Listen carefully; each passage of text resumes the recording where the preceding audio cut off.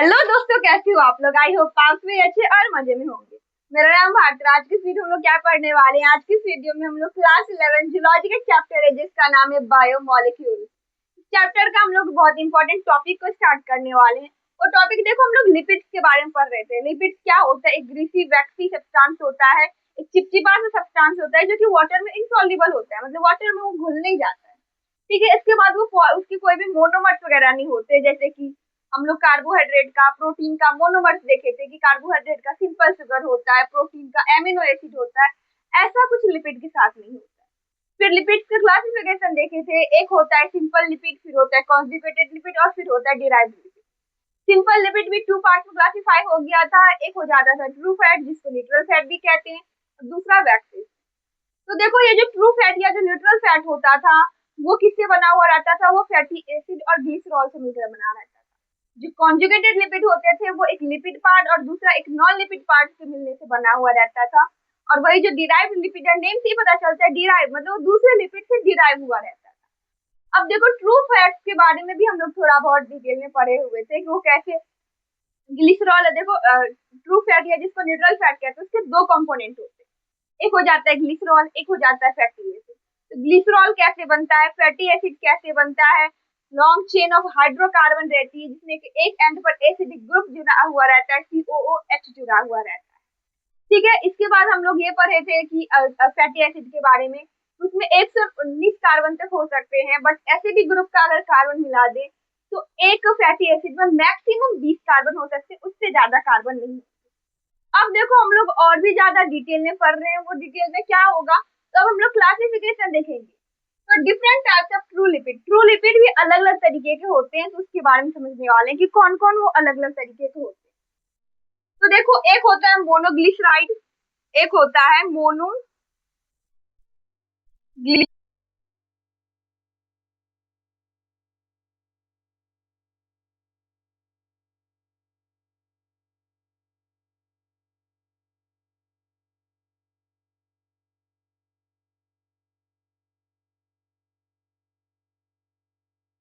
उसको three part में classify कर दिया गया। एक होता है मोनोग्लिसराइड, दूसरा होता है डाइग्लिसराइड एंड थर्ड होता है ट्राइग्लिसराइड। अब एक बात बताओ, ये जो डिफरेंट टाइप्स बने ये किस बेसिस पर बना है? क्या ये ग्लिसरॉल के बेसिस पर बना है या ये फैटी एसिड के बेसिस पर बना है? तो देखो, ये जो क्लासिफिकेशन हुई है, ये जो डिफरेंट टाइप्स बने हैं, ये पता है किस बेसिस पर हुआ? ये फैटी एसिड के बेसिस पर हुआ। यहाँ पर अगर आप नेम देखोगे तो यहाँ पर मोनोग्लिसराइड लिखा हुआ है, तो इससे कुछ ऐसे स्टूडेंट को जो ये सोचेंगे मतलब यहाँ पर एक ग्लिसरॉल होगा, डाइग्लिसराइड मतलब कि दो ग्लिसरॉल होगा, ट्राइग्लिसराइड मतलब तीन ग्लिसरॉल होगा। बट ऐसा नहीं होता है। ग्लिसरॉल एक ही रहता है। जो फैटी एसिड होता है वो फैटी एसिड चेंज हो जाता है। जिसमें एक ही फैटी एसिड रहेगा वो मोनोग्लिसराइड, जिसमें दो फैटी एसिड रहेगा उसको डाइग्लिसराइड, और जिसमें तीन फैटी एसिड रहेगा उसको हम लोग ट्राइग्लिसराइड कहते हैं।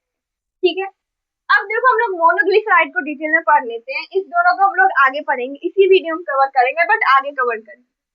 अब देखो, ये जो मोनोग्लिसराइड होता है, नेम से पता चल रहा है कि इसमें क्या होता है। एक ग्लिसरॉल,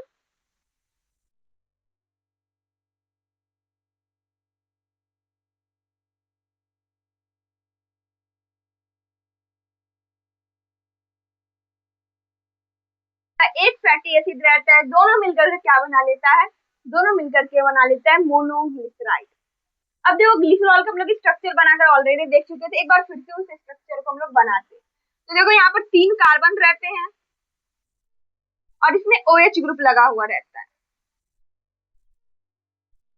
OH क्यों लगा रहता है? क्योंकि देखो, जो ग्लिसरॉल होता है उसको हम लोग ट्राई हाइड्रोक्सी प्रोपेन भी कहते हैं। हाइड्रोक्सी यहाँ पर आ रहा है तो ऑब्वियसली OH ग्रुप लगा रहेगा। और कार्बन के वैलेंसी को पूरा करने के लिए हम लोग यहाँ पर क्या लगा देते हैं? हाइड्रोजन लगा लेते हैं। ये ग्लिसरॉल हो गया। ठीक है, अब इसमें क्या जोड़ेंगे? एक फैटी एसिड को जोड़ेंगे। तो फैटी एसिड कैसे बनता है?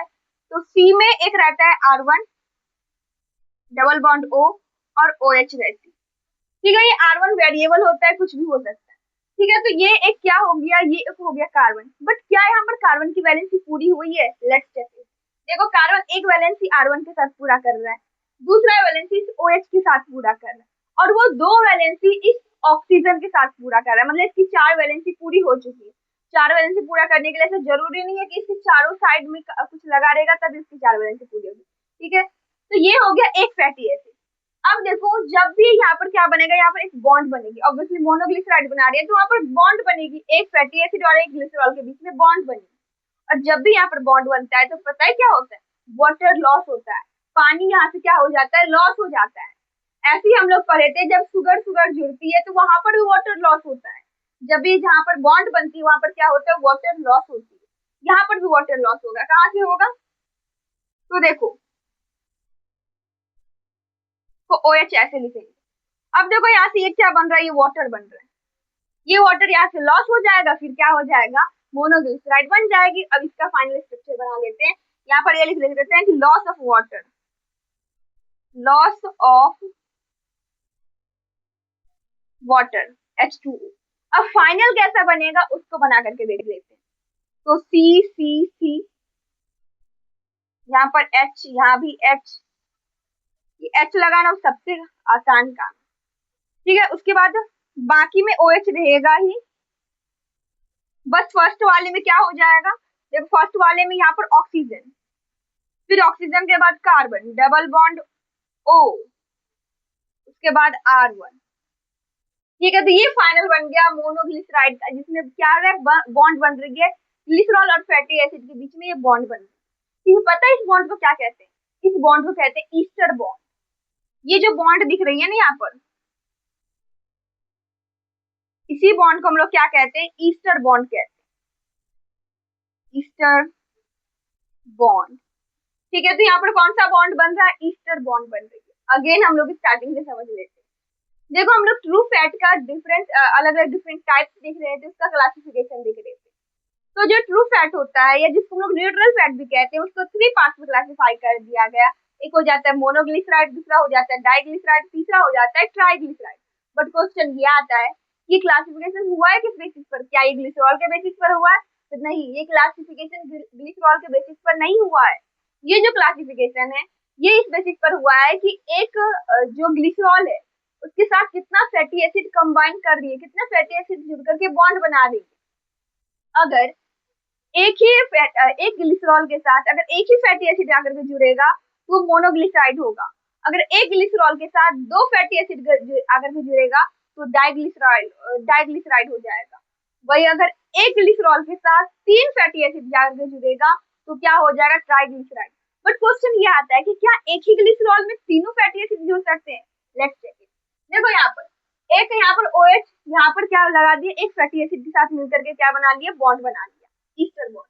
ऐसे ही सेकंड OH जो है वो भी किसी दूसरे के साथ जुड़ करके बॉन्ड बना लेगा, ठीक है। ऐसे ये थर्ड जो है वो भी किसी तीसरे के साथ जुड़ करके क्या बना लेगा, बॉन्ड बना लेगा। आई होप कि आप लोगों को यहाँ तक समझ में आ गया होगा।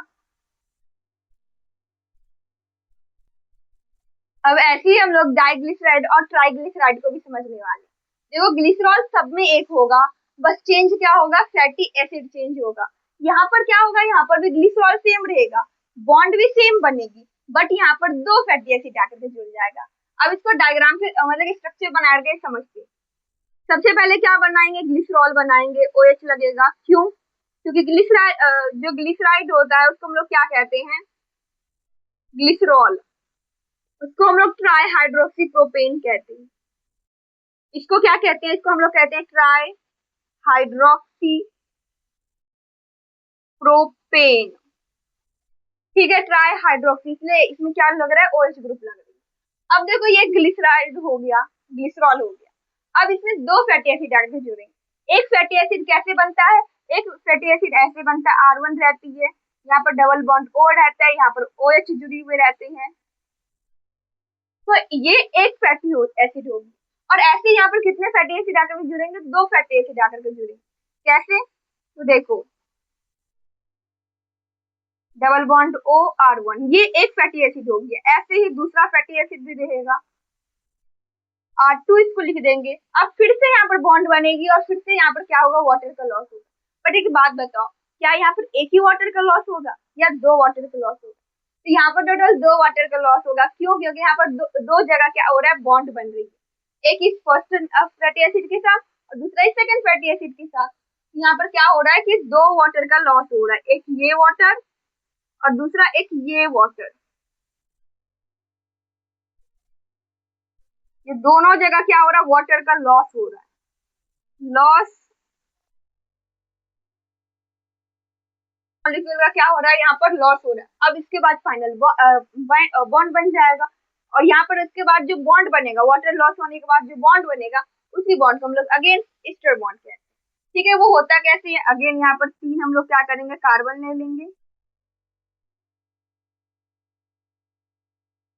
और यहाँ पर सिर्फ और सिर्फ O रहेगा, उसके बाद H, हर जगह H लग जाएगी, नीचे भी H, और यहाँ पर OH लगा ही रहेगा। अब इसके साथ यहाँ पर क्या हो जाएगा, C double bond O R1, यहाँ पर C double bond O R2, ये हो गया। अगेन इस बॉन्ड को हम लोग क्या कहते हैं, इसी बॉन्ड को हम लोग कहते हैं ईस्टर बॉन्ड। ये हो गया डाइग्लिसराइड। एक बार फिर से समझ लेते हैं कि डाइग्लिसराइड क्या होता है, कैसे बनता है। तो देखो डाइग्लिसराइड जो अगेन ये क्लासिफिकेशन हुई है फैटी एसिड के बेसिस पर, ना कि यहाँ पर ग्लिसराइड के बेसिस आ रहा है यहाँ पर कि डाइग्लिसराइड कहते हैं, बट डाइग्लिसराइड कहने का मतलब ये नहीं कि यहाँ पर दो ग्लिसरॉल लगे, ग्लिसरॉल एक ही रहेगा, फैटी एसिड दो लगे रहेगी। तो एक ग्लिसराइड जो होता है, ग्लिसरॉल जो होता है, उसको हम लोग क्या कहते हैं, ट्राई हाइड्रोक्सी प्रोपीन कहते हैं। यहाँ पर क्या लगती है, तीन OH ग्रुप लगती है।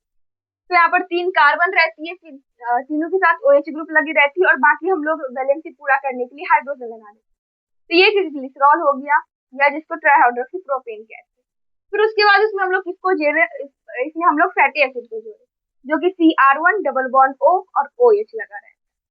ठीक है, अब देखो ये एक फैटी एसिड हो गया, बट डाइग्लिसराइड में दो फैटी एसिड जुड़ी हुई, तो दो OH के साथ दो फैटी एसिड जुड़ी, और ऑब्वियसली दो फैटी एसिड जुड़ रही है, तो वहां पर दो जगह बॉन्ड बन रही है, तो दो वाटर का लॉस हो जाएगा यहाँ पर, और थर्ड अभी खाली रहेगा। बट अब हम लोग ट्राइग्लिसराइड बनाएंगे, तो वहां पर क्या हो जाएगा, तीनों OH बन जाएगा फैटी एसिड। ठीक है, उसके बाद फाइनल बॉन्ड क्या हो जाता है, कार्बन तीन रहेगी ही, बाकी OH वैलेंसी पूरा करने के लिए। और देखो यहाँ से वाटर लॉस हो रही है, तो O हो रहा है, उसके बाद C double bond O R1, और फिर C double bond O R2। तो ये है डाइग्लिसराइड। आई होप कि आप लोग को ये भी समझ में आ गया होगा। अब देखो हम लोग ट्राइग्लिसराइड को समझने वाले हैं, जो कि लास्ट टॉपिक है। इसे ट्रू फैट का क्या कह सकते हैं कि लास्ट टाइप है ट्रू फैट का, है जिसको हम लोग न्यूट्रल फैट कहते हैं। देखो ट्राइग्लिसराइड अगेन वही बात की, यहाँ पर तीन ग्लिसरॉल नहीं होगा, तीन फैटी एसिड होगा, और एक ही ग्लिसराइड के साथ, एक ही ग्लिसरॉल के साथ जुड़ा हुआ रहेगा। अगर यहाँ पर कंपोनेंट लिखना भी चाहें तो हम लोग लिख सकते हैं 1 ग्लिसरॉल प्लस 2 क्या हो जाएगा, 2 नहीं 3 हो जाएगी, 3 fatty acid, fatty acid. Triglyceride में एक ग्लिसरॉल हो जाएगा और 3 फैटी एसिड हो जाएगा। अगेन इसका स्ट्रक्चर बनाना बहुत ही सिंपल है, पहले ग्लिसरॉल बना लेंगे, फिर उसमें 3 फैटी एसिड को जोड़ कर देंगे, बॉन्ड बनेगी, ईस्टर बॉन्ड बनने के बाद फिर फाइनल हमारा रिजल्ट हो जाएगा, और वहां पर क्या हो जाएगा, वाटर का लॉस हो जाएगा, सिंपल। यहाँ पर कैसे करेंगे, C 3 कार्बन होगा, OH OH OH, बाकी में H लग जाएगी।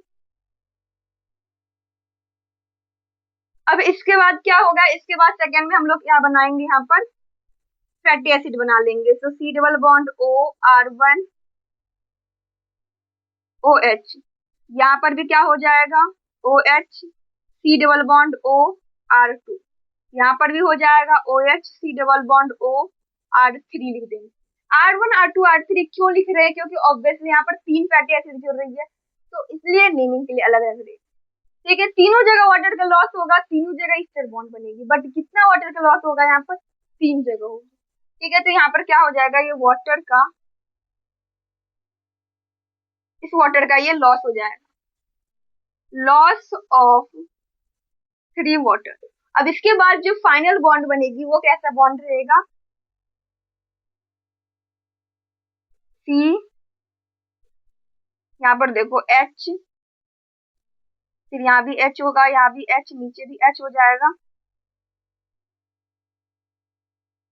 ये कार्बन है। ठीक है, फिर यहाँ पर भी ऐसी तीनों जगह यहाँ पर बॉन्ड बनेगी, फिर उसके बाद यहाँ पर R1, यहाँ R2, और यहाँ R3। ये जो बॉन्ड बन रही है यहाँ पर, ये इसी बॉन्ड को हम लोग क्या कहते हैं, इस बॉन्ड को यहाँ पर, इसी बॉन्ड को हम लोग क्या कहते हैं, ईस्टर बॉन्ड। आई होप कि आप लोग ये समझ में आ गया हो। एक बार फिर से समझ लेते हैं ट्राइग्लिसराइड क्या होता है। यहाँ पर एक ग्लिसरॉल रहता है, 3 फैटी एसिड रहती है, तीनों OH के साथ ये जुड़ती है और यहाँ पर क्या होता है, बॉन्ड बनता है, बॉन्ड स्टेट बॉन्ड बनती है with the loss of water, और फाइनल बॉन्ड ऐसा बन जाता है। एक बार फिर से स्टार्टिंग से रिवाइज कर लेते हैं। तो देखो हम लोग टाइप्स पढ़ रहे थे किसका, ट्रू फैट का। तो ट्रू फैट का या जिसको न्यूट्रल फैट भी कहते हैं, इसको 3 पार्ट्स में क्लासिफाई कर दिया गया। एक हो जाता है जिसको मोनोग्लिसराइड, दूसरे को डाइग्लिसराइड और तीसरे को ट्राइग्लिसराइड। ये जो क्लासिफिकेशन हुआ है ये किस बेसिस पर हुआ है, ये हुआ है फैटी एसिड के बेसिस पर। अगर एक ही फैटी एसिड प्रेजेंट रहेगा तो मोनोग्लिसराइड, दो फैटी एसिड रहेगा तो डाइग्लिसराइड, तीन फैटी एसिड जुड़े रहेगा तो ट्राइग्लिसराइड हो जाएगा। और फिर उसका हमने बॉन्ड बना करके देख लिया, और फाइनल वो जो बॉन्ड बनती है, वहां पर जो बॉन्ड बनती है वो बॉन्ड रहता है एस्टर बॉन्ड, और उसके बाद हमारा फाइनल मोनोग्लिसराइड, डाइग्लिसराइड और ट्राइग्लिसराइड मिलकर के तैयार हो जाता है। आई होप कि आप लोग यहाँ तक समझ में आ गया होगा। तो इसी के साथ हमारी वीडियो होता है खत्म। अगर वीडियो आपको यूजफुल रहा होगा तो प्लीज वीडियो कर दीजिएगा एक लाइक, और हमारे चैनल कर दीजिएगा सब्सक्राइब। Thanks for watching.